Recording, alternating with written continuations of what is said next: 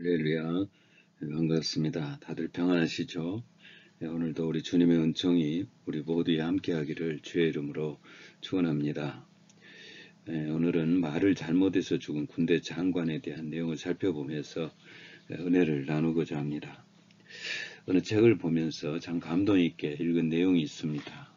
도시 한복판에서 상점을 운영하면서 자수성가한 사람에게 큰 불행이 닥친 내용입니다. 어느 날 원인도 모르게 그 불이 일어나서 그 가게의 물건들을 모두 다 태워버린 것입니다. 시내 중심가에 있는 상점이라 많은 사람들이 지나가면서 한마디씩 했습니다. 참 안됐다. 이 집 주인은 정말 열심히 노력했던 사람인데 그래서 이제 성공했다 싶었는데 불이 났으니 어쩌지? 병이 나서 들어 눕지나 않을까? 그 사람이 너무나 성실한 사람이었기에 저마다 안타까워하면서 한마디씩 하고 지나갔습니다. 그 다음날 아침에 또 사람들이 지나가다 말고 그 상점 앞에 서서 저마다 한마디씩 하는 겁니다. 그러면 그렇지 쉽게 포기할 양반이 아니지 참 대단해 라고 말하면서 돌아서는 것입니다. 그 이유가 뭐냐면 불난 상점에 그 닫혀져 내려진 그 문에 이런 글귀가 써져 있습니다. 이 상점의 모든 것이 불에 타버렸습니다. 그래서 내일부터 더 새롭게 출발하겠습니다. 주인 백. 이 문구에 이제 사람들이 찬사를 보낸 거죠. 만약 우리에게 이런 일이 주어졌다면 우리는 어떤 말부터 했을까 싶습니다. 오늘 말씀은 여람 왕의 때에 아람 나라와의 2차 그 전쟁이 일어날 때의 그 이야기입니다. 1차 전쟁 때에는 아람 나라 군사들이 눈이 멀게 되면서 포로가 되었다가 풀려나며 혼이 나서 되돌아갔는데 얼마 후에 다시 쳐들어옵니다. 지난번 1차 침입 때 눈이 멀면서 죽을 뻔한 그 아람 왕은 2차에는 대군을 몰고 와가지고 그 사마리아 성을 에워 둘러싸고 모든 음식물을 차단하는 그런 방법을 택합니다. 그래서 백성들을 항복을 유도하게 되는데 오늘날로 말하면 전쟁 중에 그 불자를 나는 보급로를 차단해서 성 안에 있는 사람이 굶어 죽게 하는 그런 전략을 세운 거죠.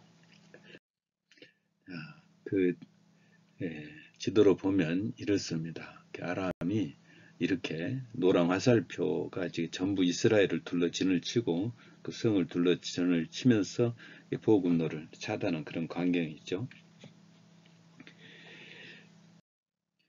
오랜 시간이 경과하면서 이스라엘 성 안에는 당장 전쟁이고 뭐고 먹고 살 것이 없게 됩니다. 나중에는 나귀 머리 하나 값이 1년을 일해야 벌 수 있는 그 80세겔을 주고도 구할 수 없을 정도가 됩니다. 보통 때는 이 나귀 머리는 고사하고 나귀 자체를 먹지 않은 사람들이 북이스라엘 사람들인데 그 나귀조차도 이제 돈으로 살 수 없을 정도가 됐으니 완전히 먹을 것이 바닥난 것이죠. 거기다가 비둘기 똥도 사서 먹을 지경에 이르죠. 정말 큰일입니다. 이것으로 끝은 아니었습니다. 열왕기하 6장 26절을 보면 이스라엘 왕이 성위를 걷는데 한 여인이 왕에게 청혼하는 장면이 나옵니다. 나의 주 왕이여 도우소서. 왕이 화를 내면서 말합니다. 여호와께서 너를 돕지 아니하시면 내가 무엇으로 너를 도우랴. 타작마당으로 말미암아 하겠느냐. 포도주 틀로 말미암아 하겠느냐. 하나님이 돕지 아니하시는데 어떻게 하겠냐는 것입니다. 인간적으로는 할 일을 다 해보았다는 말씀이죠. 다른 길이 없다는 것이죠. 그리고 이제 또 다른 사람을 만나는데 그가 왕에게 나와오자 왕이 묻습니다. 무슨 일로 나왔느냐. 그 여인이 말합니다. 왕이여 먹을 것이 없어 이제는 아이들을 번갈아 삶아 먹기로 하고 어제는 제 아이를 죽였는데 이 여인이 자기 아이를 내놓지 않습니다. 자식들을 잡아먹는 그 자식들을 서로서 순서 정해서 잡아먹어야 되는 그런 처참한 상황까지 이르게 된 것이죠. 나라가 정말 망하기 일보 직전입니다. 어떤 소망도 보이지 않습니다. 탈출구도 없습니다. 이때 왕의 할 일은 무엇일까요? 하나님 앞에 회개하고 기도해야죠. 아니면 당시 선지자가 엘리사였으니 엘리사를 찾아 상의를 해야 됩니다. 어떻게 하면 좋겠냐고, 하나님께 기도해 달라고 부탁을 하든지. 그런데 뜻하지 않게 왕은 군사를 보내서 엘리사를 죽이라고 명령합니다. 열왕기하 6장 31절 왕이 이르되 사밧의 아들 엘리사의 머리가 오늘 그 몸에 붙어 있으면 하나님이 내게 벌이에 벌을 내리실지로다 하니라. 아마도 1차 그 아람의 침공 때에 그 아람 군사들을 다 죽일 수 있었는데 엘리사가 풀어주라고 그렇게 명을 내리면서 그 생각에 엘리사를 죽이라고 한지도 모르겠습니다. 어쨌든 이 여호람 왕의 모습이 안타까워요. 하나님을 아는 것 같은데 진짜 하나님을 모르고 있어요. 이전에 전쟁을 통해서 하나님의 능력을 경험하고도 또 엘리사를 죽이려고 해요. 여호람 왕이 그러하니 왕의 최측근 신하도 여호람과 같이 하나님을 알기는 아는데 겉으로만 알고 있습니다. 믿음이 전혀 없습니다. 그 신하의 이야기가 오늘 본문에 나옵니다. 전쟁으로 인해서 아람 군사들이 둘러친 침으로 인해서 이제 먹을 것이 공급되지 않자 안에 있는 백성들이 자식들을 잡아 먹기까지 한 그런 상황에 처하게 될 때에 열왕기하 7장 1절에 보면 엘리사가 전쟁의 승리를 선포하면서 이렇게 말합니다. 엘리사가 이르되 여호와의 말씀을 들을지어다. 여호와께서 이르시되 내일 이맘때 사마리아 성문에서 고운 밀가루 한 서알을 한 세겔로 매매하고 보리 두 서알을 한 세겔로 매매하리라 하셨느니라.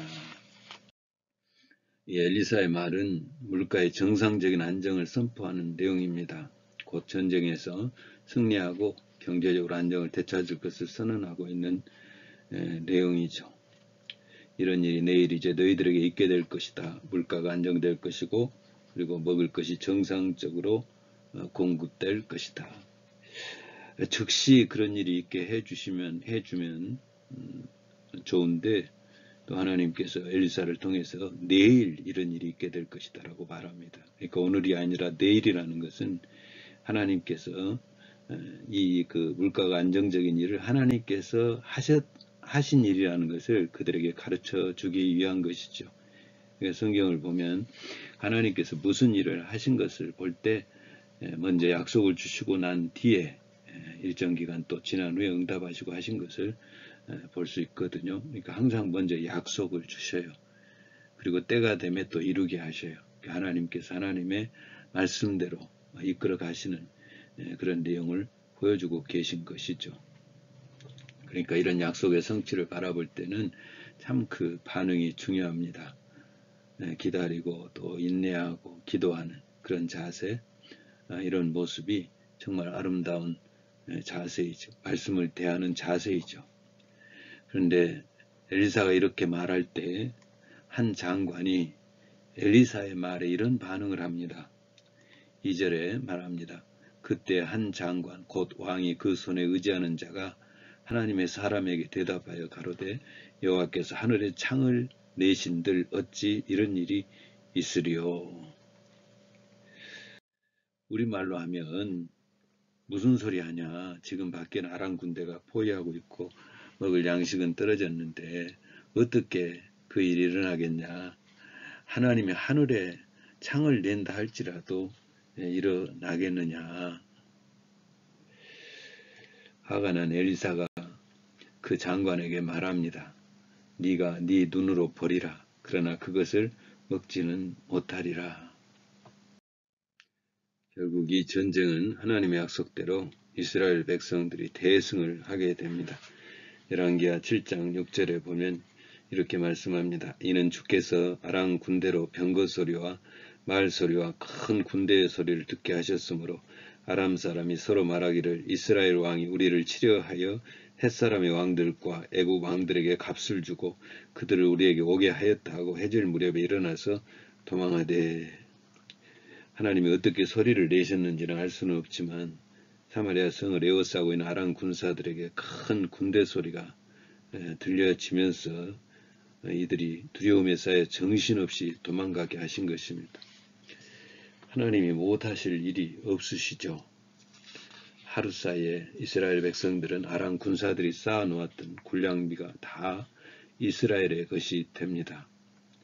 그리고 하나님을 만홀히 여기면서 함부로 말했던 그 군대 장관, 하나님이 하늘에 창을 낸다 한들 그런 일은 없을 것이다로 말한 그 장관은 백성들의 발에 밟혀서 죽는 안타까운 일이 벌어지고 맙니다. 열왕기하 7장 20절에 말씀합니다. 그의 장관에게 그대로 이루어졌으니 곧 백성이 성문에서 그를 밟음에 죽었더라. 정말 안타까워요. 말을 좀 조심했더라면, 말을 좀 잘했더라면 하는 아쉬움이 있어요. 군대 장관이 죽은 것은 하나님의 말씀에 대한 말을 대접을 잘 못해서 그런 거예요. 하나님의 성호의 이름에 먹칠을 했습니다. 하나님의 전능하심을 믿지 못해서입니다. 여호람 왕이나 장관의 신앙이 똑같습니다. 이 장관이 주는 은혜가 있습니다. 하나님을 알 때 분명하게 알아야 되겠다. 왕이나 이 장관이 하나님의 이름을 말하고 있는 내용들이 나오고 있는 것을 보면 이들이 하나님을 전혀 모르는 것은 아닙니다. 알고는 있는데 그냥 형식적으로 알고 있는 것이죠. 마지못해서 하나님의 이름을 부르고 있는 것이죠. 우리도 점검해 봐야 될 내용입니다.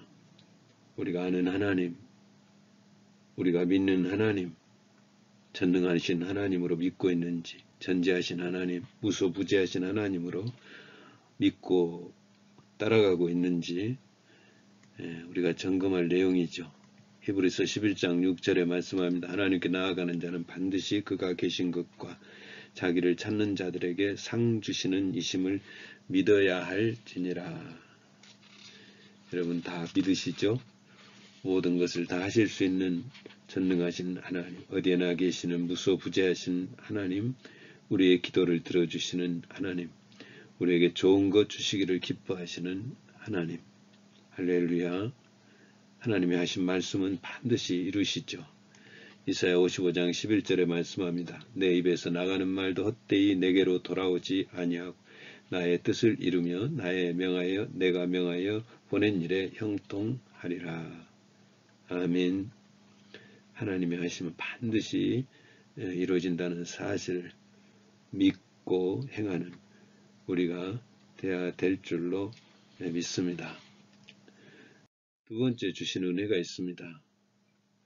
말도 믿음의 말, 소망의 말을 해야 되겠다라는 내용입니다.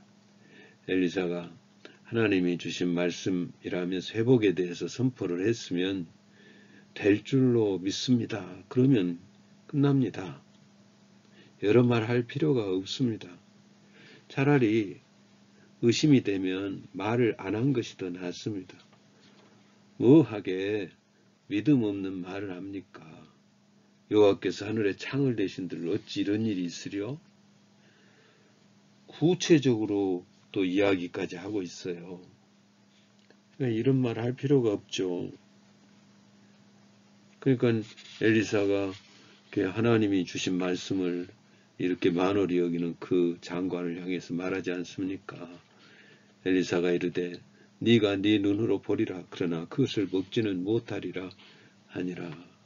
결국 엘리사의 말대로 장관은 자기 앞에 먹을 것이 풍족히 있는 것을 보고도 사람들의 발에 밟혀 죽습니다. 성경은 우리 입술의 말에 대한 영향력에 대해서 많이 이야기합니다. 잠언에 수없이 많이 나오고 있는데 그 중에 몇 말씀을 들려드리면 잠언 12장 4절에 말씀합니다. 사람은 입의 열매로 인하여 복록에 족하며 복의 크기가 우리의 입술로 우리의 말로 결정이 되어진다는 말씀이죠. 잠언 18장 20절에도 말씀합니다. 사람은 입에서 나오는 열매로 하여 배가 부르게 되나니 곧 그 입술에서 나는 것으로 하여 만족하게 되느니라. 배가 부른다는 말은 뭔가로 채워진다는 말씀인데 그 뭔가로 채워지는 일들이 바로 우리의 입술에서부터 나오고 시작되고 있다는 것을 보여주고 있고요. 잠언 18장 21절에서는 혀를 쓰기 좋아하는 자는 그 열매를 먹으리라. 말에 무슨 말이냐에 따라서 그 열매가 있다는 말씀입니다. 어떤 말을 잘 쓰는가에 따라서 어떤 말을 평상시에 잘 하는가에 따라서 열매를 거두게 된다는 말씀입니다. 시편 109편 17절 18절에는 이렇게 말씀합니다. 저가 저주하기를 좋아하더니 그것이 자기에게 임하고 축복하기를 기뻐하지 아니하더니 복이 저를 멀리 떠났으며 또 저주하기를 옷 입듯 하더니 저주가 물같이 그 내부에 들어가며 기름같이 그 뼈에 들어간 나이다. 저가 저주받은 모습의 원인이 왜 저주의 모습이 있는가 했더니 평상시 그가 저주를 즐겨 했기 때문이라는 것입니다. 평상시에 축복하지 아니하고 평상시에 저주했더니 그것이 그의 삶을 지배하고 그의 뼈에 들어가면서 그 일이 그에게 이루어진 거라는 말씀입니다. 상대방을 저주했는데 그 저주가 자기에게 임한 거예요. 반대로 상대방을 축복하면 그 축복이 나에게도 임하겠죠. 믿음의 사람은 말도 믿음의 소리, 또 소망의 소리를 갖춘 말을 해야 될 줄로 믿습니다. 말씀을 맺습니다. 하나님은 불가능을 가능케 하시는 분이신 줄로 믿습니다.